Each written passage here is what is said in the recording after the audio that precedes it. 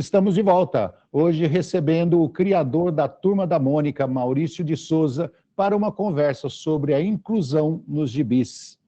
Maurício, você, a partir do momento que você lançou todas essas pessoas, as crianças com algum tipo de deficiência nos seus gibis, já passaram alguns anos, você tem retorno, você tem um feedback dos seus leitores, das crianças, eles dão um retorno para você sobre a importância disso, a felicidade, a alegria de ver essa mistura, essa inclusão dentro do gibi?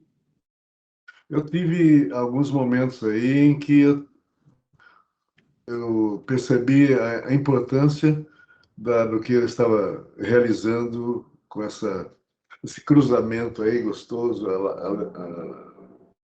feliz dos personagens com ou sem deficiência. Me lembro que quando eu vesti um ator com os dados, com os elementos da Dorina no Will, ao vivo mesmo, o personagem Dorinha, baseado na Dorina, na presença da Dorinha junto à criançada em alguns momentos de teatro, de shows, tudo mais, a criançada vinha para perguntar coisas para a Dorinha e não perguntava muitas coisas para a Mônica, para o Cebolinha, para a turminha que estava do lado. Eles queriam saber como é que ela trocava de roupa, como é que ela escolhia a roupa do dia. A criançada perguntava. Como é que ela se cuidava quanto os cuidados na face, o batom, o pó de arroz, essas coisas que o pessoal usa de vez em quando, que a mulher usa, e eles queriam saber como é que ela fazia, como é que ela escolhia a cor do vestido. E conversavam direto com a Dorina, às vezes, e eu junto, aprendendo mais umas coisas que eu não sabia. Então, com isso, com essa facilidade que nós tivemos, nós pudemos informar a criançada no que eles também tinham curiosidade quanto aos personagens e, logicamente, por tabela, quanto aos influenciadores dos personagens. Você tem, dentro dos seus personagens, tem síndrome de Down, tem cadeirante, tem autista, mas o processo de um gênio criador não para nunca, né?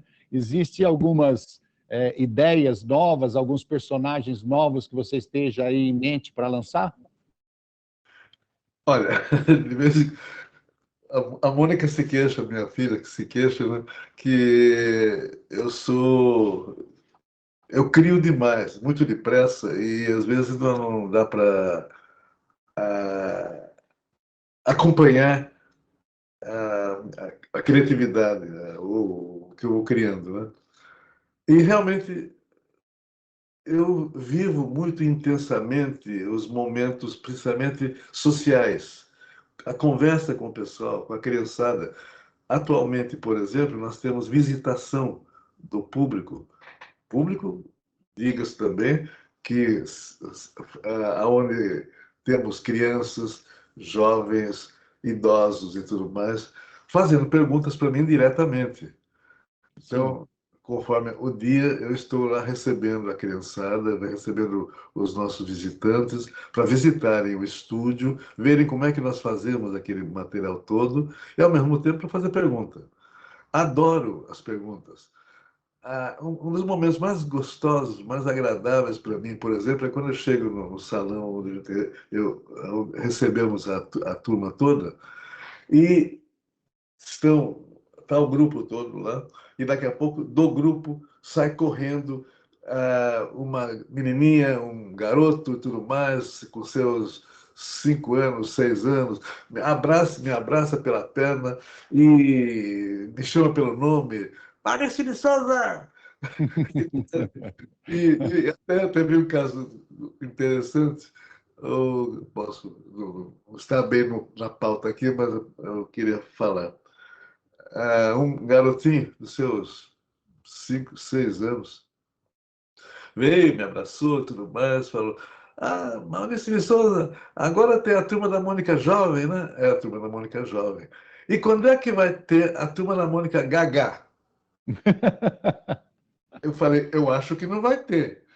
Não, mas eles não estão envelhecendo? Sim, mas não precisa ficar gaga para É. fazer uma historinha com eles lá. Mas você sabe que ele prenunciou alguma coisa que está acontecendo. Nós agora estamos estudando uma maneira de atender também ao público idoso, porque nós todos estamos vivendo mais tempo, estamos ameaçando chegar aos 100 anos. E nós passamos, como é o meu público, acompanhando a Turma da Mônica criança, a Turma da Mônica jovem e curtindo a Turma da Mônica. Quem curte e tem boa memória, chega aos 90 e os 100 anos gostando do mesmo jeito da Turma da Mônica. Então, vamos inventar também produtos para a turma idosa, porque eles são da turma da Mônica também, são da turminha da Mônica também. E Ué, isso daí, quem sabe aparecer os avós da Mônica aí, lá de Mogi, né? dá para inventar um monte de coisa aí muito interessante e sempre com algum tipo de mensagem positiva, alegre, divertida e otimista. Mas, Maurício, a gente sabe que por trás dessa coisa linda que é o gibi, que está ali colorido, todo mundo se divertindo, existe um trabalho intenso, né? Existe equipe, existe uma coordenação, existe uma disciplina dentro do trabalho. Então, eu queria perguntar para você, assim, por trás disso, que ninguém imagina, ninguém consegue enxergar o que vem por trás do gibi, existe uma turma de pesquisa que vai atrás, que vai nas instituições de pessoas com deficiência, que pergunta, que entrevista pessoas com deficiência para trazer informações corretas, né? Trazer informações positivas. Existe uma máquina trabalhando por trás disso? Existe. Existe sim, existem os especialistas em cada tipo de necessidade. E eu fico muito feliz porque eu tenho profissionais lá que fazem esse tipo de trabalho e adoram esse tipo de trabalho e o resultado tem sido muito bom também. Então, nós temos esses cuidados, sim. Para você ter uma ideia, eu tenho até um grupo vigiando o idioma, o português, a língua. Como é que está, como é que estão os escritos, como é que a historinha está escrita no balão lá da história em quadrinhos. Nós não podemos errar no português de jeito nenhum. Nossas revistas vão para a escola, para as escolas, são pedidas, até solicitadas pelas professoras para participarem, para usarem nas lições. Então, nós temos esses cuidados todos e eu acho que por isso nós estamos há mais de 50 anos dando as cartas. Existem psicólogos no meio do pessoal para que o assunto seja tratado de uma maneira legal? Não, não há um psicólogo ou psicólogos. Há a nossa vivência e a nossa sensibilidade e o que nós aprendemos nesse mais de meio século. A gente tem esses determinados cuidados e a estrutura que você falou existe realmente, mas eu não tenho psiquiatra, psicanalista, nem psicólogo. Se precisarmos, a gente vai buscar. Não, mas a pergunta foi uma provocação, porque eu acho que você já é o psicólogo de nascença, né? Bem, para quem tem 10 filhos que É, se transformaram em personagens, a gente tem uma escola que vou te contar, né? além de lidar com centenas de milhões de crianças por aí, né? É por aí. Agora, me diga uma coisa, como que você pega, por exemplo, um assunto pesado, que é as pessoas com deficiência, de uma maneira geral, elas têm um sofrimento embutido, por mais que viva alegre. Eu, por exemplo, vivo alegre, eu sou um cara sorridente, converso bastante, mas a gente tem um sofrimento, a questão da deficiência, né? De algumas limitações, alguma coisa.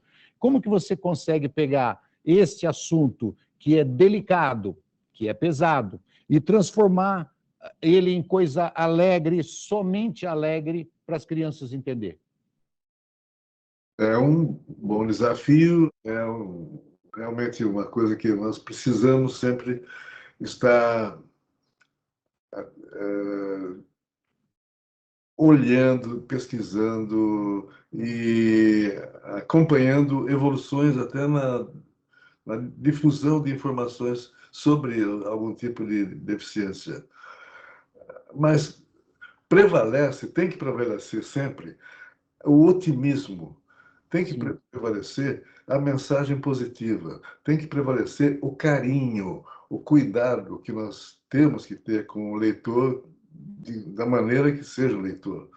Então, como você falou aí, o Maurício é o psicólogo, talvez seja, porque eu não gosto de jeito nenhum de ver ninguém sofrendo, ninguém infeliz, tanto que eu vivo dizendo que eu não sei ser infeliz. Estou arrastando o meu público para esse ponto de equilíbrio que a gente tem que ter. A gente tem que estar de acordo com o que vive, com as possibilidades nossas, com o que a gente pode fazer e que até o que entender bem o que não podemos fazer. Eu Então, também, você não mostra o problema, você mostra a solução. sim. Devido aos Jogos Paralímpicos de 2020, o estúdio homenageou a corredora Thalita Simplício, Sim, por ela meio de um projeto Donas da Rua. é Eu queria que cega. você falasse um pouquinho sobre esse projeto. Foi um trabalho muito gostoso, porque nós pegamos a Thalita como uma pessoa também super otimista, corajosa, criativa e tudo mais. Então, a gente, como eu falei, a gente vive aprendendo. E aprendendo com o ser humano, que é melhor ainda, porque são os nossos próximos, os nossos seres mais próximos e que a gente entende melhor. A Thalita foi um exemplo realmente nadadora para os Jogos Paralímpicos lá. Maurício, eu agradeço bastante a sua entrevista, agradeço a esses, como você falou, mais de 50 anos de trabalho dedicado a levar informação positiva para as crianças e, muito provavelmente, ajudar na formação de hoje os adultos, né? Ajudou muito na formação de um Brasil melhor. Agradeço bastante pelo seu trabalho. Eu que agradeço a possibilidade de conversar com você e poder estar falando sobre o nosso trabalho, que tem esse objetivo mesmo. Eu quero levar alegria, informação, às vezes até também uma orientação comportamental nas nossas tirinhas, os nossos balões de história em quadrinhos. Mas tudo vale a pena quando a gente está com esses projetos e propósitos. Espero que tenha explicado mais ou menos bem como é que nós trabalhamos, Roberto, e vamos continuar com isso. Eu gosto Muito muito de fazer o obrigado. que faço. Muito obrigado. E agradeço também a você que nos assistiu até aqui. Para conhecer todo o conteúdo produzido pela Rede Câmara São Paulo, se inscreva no nosso canal do YouTube e nos acompanhe nas redes sociais. Até a próxima.